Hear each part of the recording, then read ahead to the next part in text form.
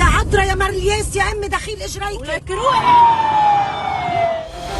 যুদ্ধবিরতি নিয়ে যুক্তরাষ্ট্রের সঙ্গে আলোচনা স্থগিত করেছে ইরান। বলা হয়েছে, যতক্ষণ পর্যন্ত যুক্তরাষ্ট্র লেবাননে তার যুদ্ধবিরতির প্রতিশ্রুতি পূরণ না করবে এবং ইসরায়েল হামলা অব্যাহত রাখবে, ততক্ষণ পর্যন্ত আলোচনা স্থগিত থাকবে।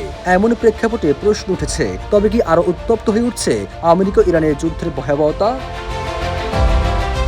যুদ্ধবিরতির আলোচনায় অংশ নিতে ইরানের প্রতিনিধিরা 9 এপ্রিল রাতে ইসলামাবাদের পথে রওনা হয়েছেন বলে সোশ্যাল মিডিয়া এক্স অ্যাকাউন্টে পোস্ট করে জানিয়েছিলেন পাকিস্তানে নিযুক্ত ইরানি রাষ্ট্রদূত। যদিও পরে পোস্টটি মুছে ফেলেছেন তিনি, তবে এমন দাবিকে নাকচ করে তাসনিম নিউজ জানিয়েছে, যুক্তরাষ্ট্রের সঙ্গে আলোচনার জন্য ইরানি প্রতিনিধি দলের পাকিস্তানে আগমন। প্রকাশিত এমন সংবাদটি মিথ্যা।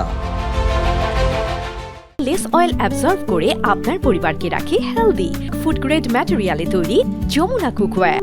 তাসনিম নিউজের ওই প্রতিবেদনে আরো বলা হয়েছে, যতক্ষণ পর্যন্ত যুক্তরাষ্ট্র লেবাননে তার যুদ্ধবিরতির প্রতিশ্রুতি পূরণ না করবে এবং ইসরায়েল হামলা অব্যাহত রাখবে, ততক্ষণ পর্যন্ত আলোচনা স্থগিত থাকবে। গত 28 ফেব্রুয়ারি থেকে টানা 40 দিন যুদ্ধের পর 2 সপ্তাহের যুদ্ধবিরতি ঘোষণা করেছে যুক্তরাষ্ট্র, ইরান ও ইসরায়েল। যুদ্ধবিরতি স্থায়ী করতে পাকিস্তানে 10 এপ্রিল যুক্তরাষ্ট্র ইরান আলোচনা শুরু হওয়ার কথা ছিল।